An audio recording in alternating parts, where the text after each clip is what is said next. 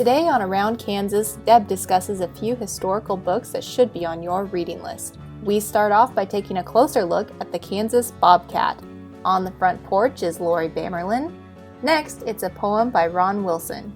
And we end with Michelle Martin and the story of Dr. Tam.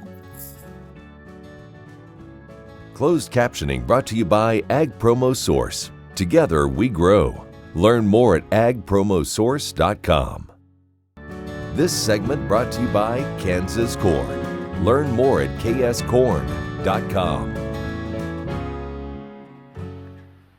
Welcome to Around Kansas. I'm Deb Goodrich. I hope you're having a good year so far. Well, folks, we're living through historic times, aren't we? And I can tell you, as an historian, I'd much rather read about historic times than live through them. But keep the faith. We'll get through. We will survive, and hopefully level heads will prevail and the world will right itself. Let's just hang on and be kind to one another through the ride. Well, this is a historic year for the Santa Fe Trail. As many of you know, I chair the 200th anniversary of the Santa Fe Trail. The association itself is a few decades old as well. And you can visit our website at santafetrail.org.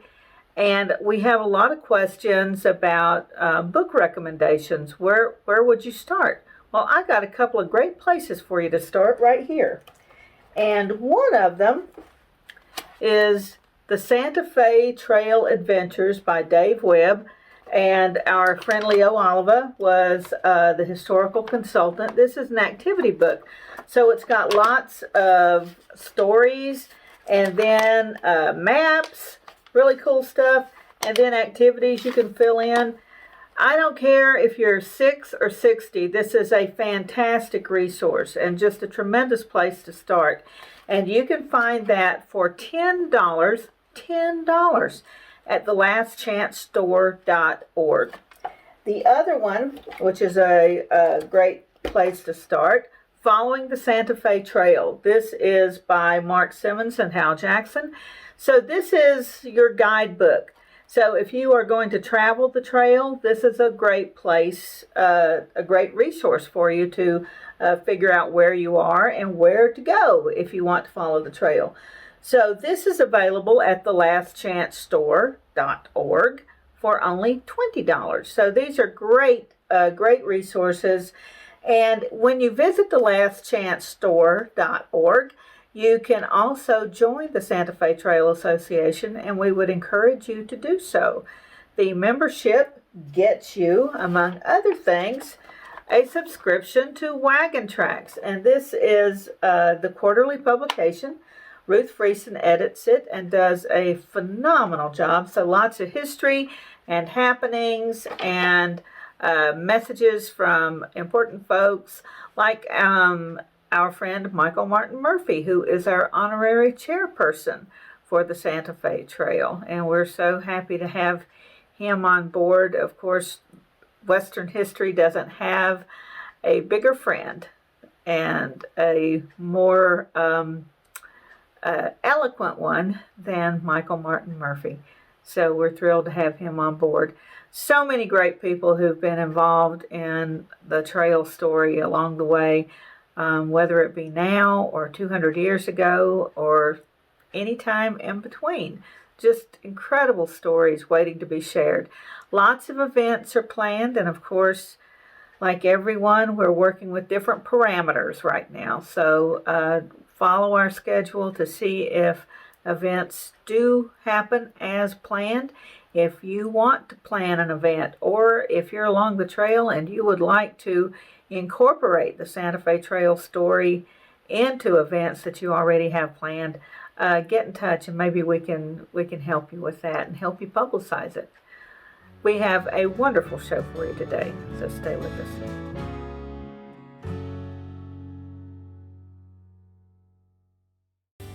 Howdy, I'm Seth Hayes, and welcome to my hometown, from then to now. Council Grove has a rich history as deep as the prairie tall grass. Spend the day visiting 25 historic sites or explore the unique shops and restaurants, or mosey out of town along the Santa Fe Trail.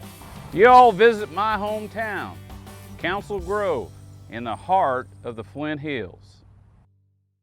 ValleyVet.com is your one-stop shop for your every animal need. From prescription meds, vaccines, equipment, and more for the ranch to the show ring. Shop ValleyVet.com for fast shipping and great prices. Valley Vet Supply. This segment brought to you by the Western Kansas Wildlife Travel Center in Oakley. Some of the wildlife stories are just more fun than others. Some just happen to be my favorites, and this is one of them, the bobcat. And the bobcat doesn't get a lot of press, but it is such an interesting creature.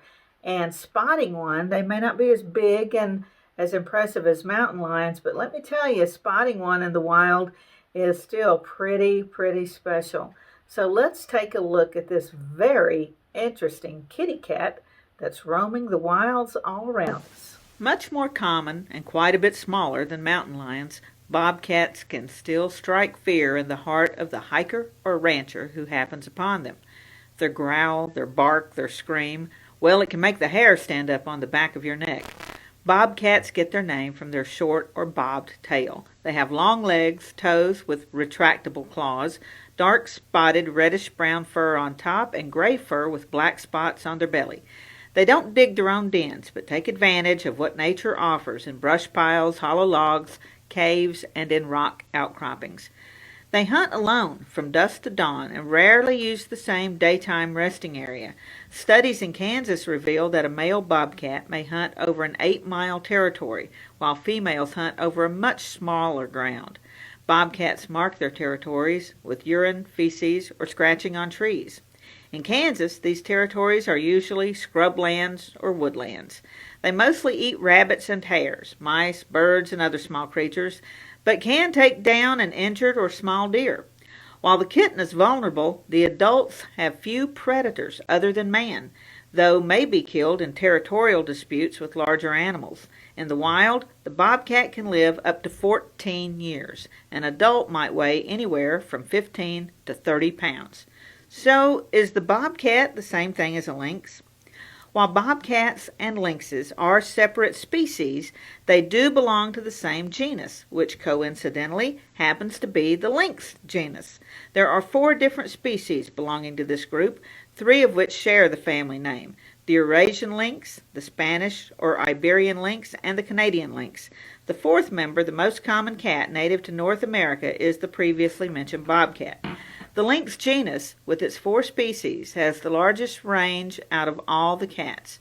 The Eurasian lynx, the most numerous and widespread of the 4 species, can be found throughout Western Europe and Northern Asia, while the Spanish lynx, the rarest of the 4, is found only in Spain and Portugal. The Canadian lynx lives primarily in Canada and a handful of northern U.S. states, including Maine, Minnesota, Montana, Wyoming, and Washington. So when Europeans came to North America, they encountered a cat a little different than the one they had known in the old country. The native peoples had many stories about the bobcat, and different tribes imbued the creature with different spiritual meaning. Bobcat is used as a clan animal in some Native American cultures. Tribes with bobcat clans include the Creek and the Chickasaw. In the Pawnee tribe, Bobcat is a more mythologically important character associated with the stars. Pawnee parents used to wrap their babies in bobcat furs to bring them celestial.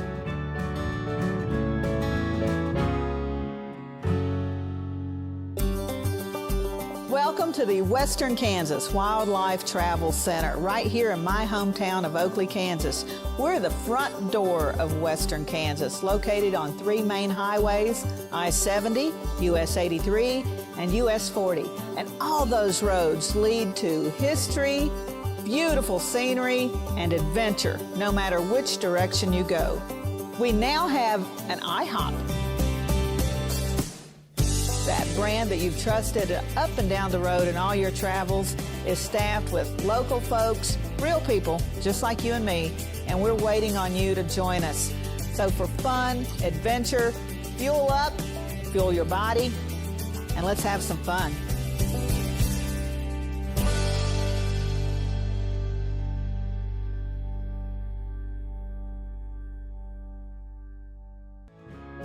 This segment brought to you by Schwartz Financial.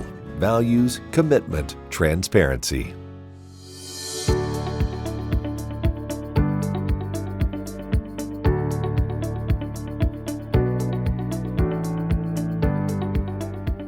Dwayne Thames joining you once again on the program. My guest today, Lori Bamerlin from Keats, Kansas.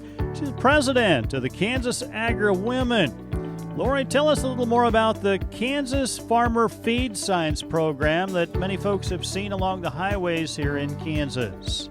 The sign project started not right after we were founded in 1973, but in around 1977. One of the Kansas Agri-Women founding members was Jean Mertz, and her husband were heading to San Angelo, Texas to buy some lambs. And she'd seen along the way that all these different signs and billboards talking about what people were trying to sell.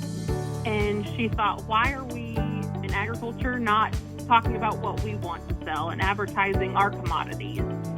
So when she came home, she kind of hit the ground running and started putting up billboards that are kind of like your roadside signs around Kansas, working with the Agri-Women members that own some property along highways or major traveled roads.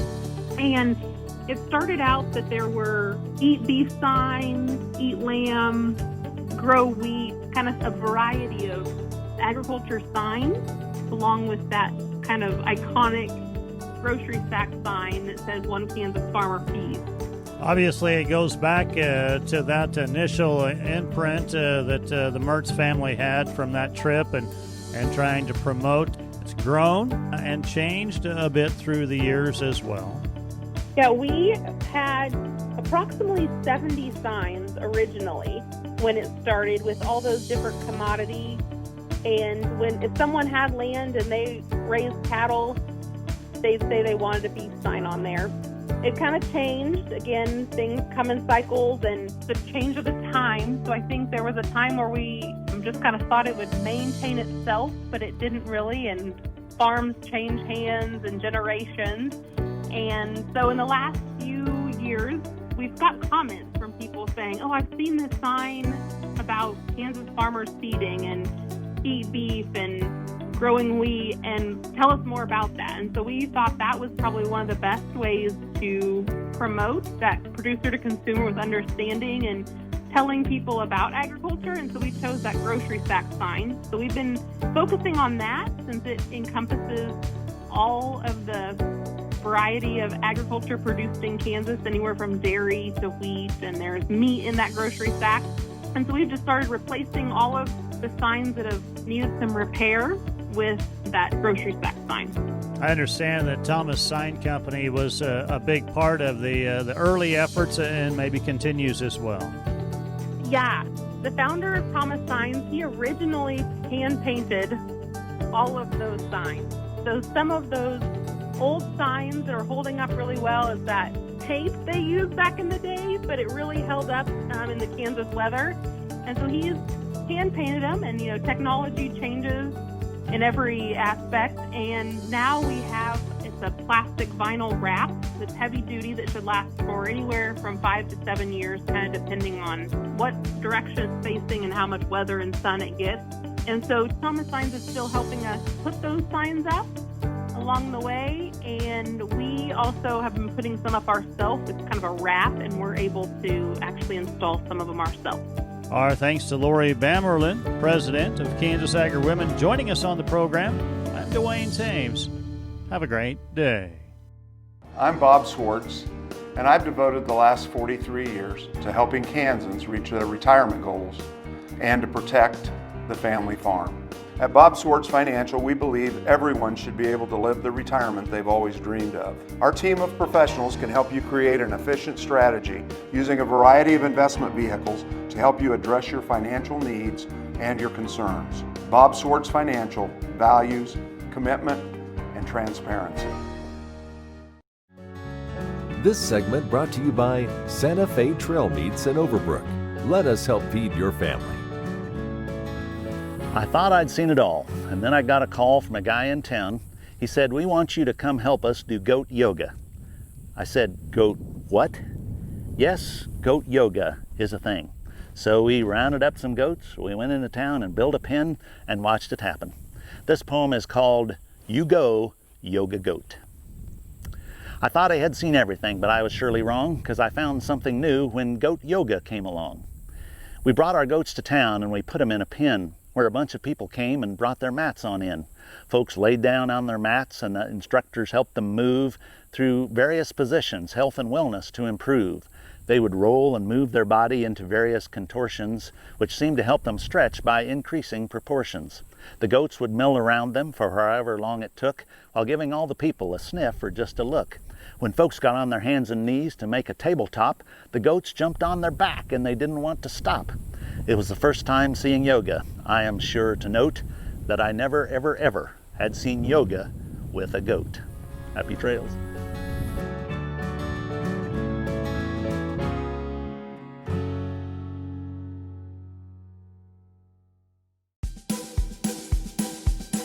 Okay, looks like it's time for our tour. Welcome to the Fort Wallace Museum.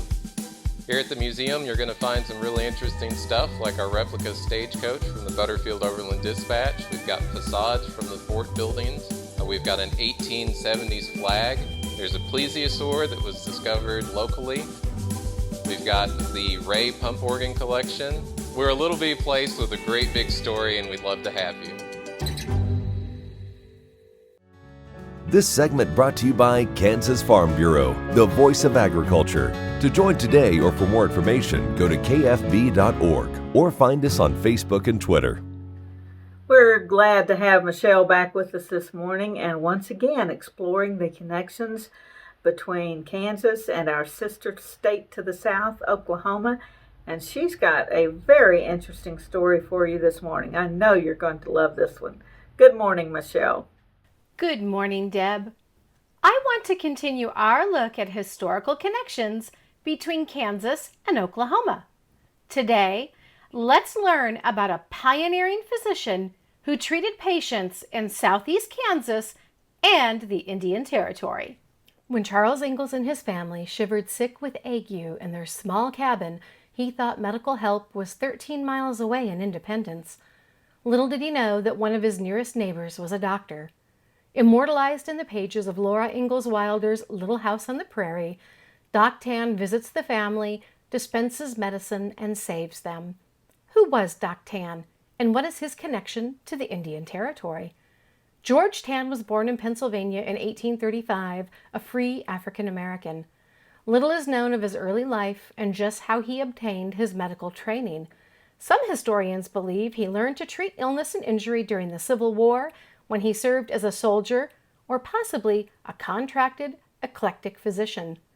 After the close of the war, George moved west to Kansas with his parents, Bennett and Mary, in 1869. Bennett and George both filed for homesteads. Once the Tans settled, George not only farmed, but also began traveling the countryside, helping all who needed medical care. From administering quinine, delivering babies, and tending the dying, Doc Tan earned a reputation for compassion and honesty. For some of his patients, he was the first African American they had ever met. When the state of Kansas tightened its licensing requirements for doctors, Doc Tan began to travel on horseback or by buggy to the growing community of Bartlesville in the Indian Territory. There he practiced medicine in the home of the Beck family, Cherokee freed persons. His hospital house cared for an array of individuals. He treated any patient who needed his assistance, regardless of race, religion, or ability to pay. In the nearby community of Dewey, he maintained a small office and tended patients there as well. Doc Tan was one of the first physicians to practice in Bartlesville and Dewey. When Indian Territorial officials clamped down on people practicing medicine without proper training or a license, Doc Tan's livelihood was in jeopardy. In a letter to the Cherokee Nation, he declared he would appear before a review board in 1902 and prove his qualifications. We don't know if Doc Tan ever made it before the review board. From 1902 until his death, Doc Tan worked his farmstead along with hired farmhands. On March 31st, 1909, after chasing a wayward team of horses, Doc Tan collapsed. He was discovered by one of his farmhands slumped over a fence, the victim of a heart attack or stroke. Residents of southeast Kansas and northeast Oklahoma mourned the passing of Doc Tan.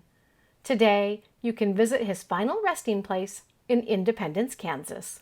I hope you enjoyed learning more about Dr. George Tan, and that you'll join me next time for another historical adventure somewhere around Kansas. I'm Deb Goodrich. Thank you for sharing part of your day with us. We sure appreciate it. And we'll see you next week. And in the meantime, we'll see you somewhere around Kansas. Closed captioning brought to you by Ag Promo Source. Together we grow. Learn more at agpromosource.com.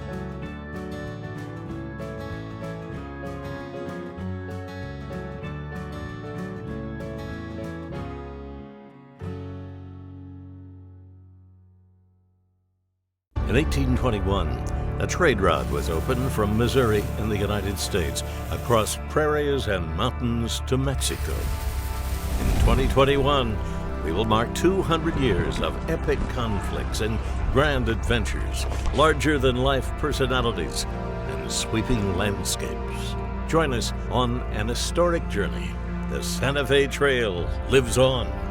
Find us on social media or santafetrail.org.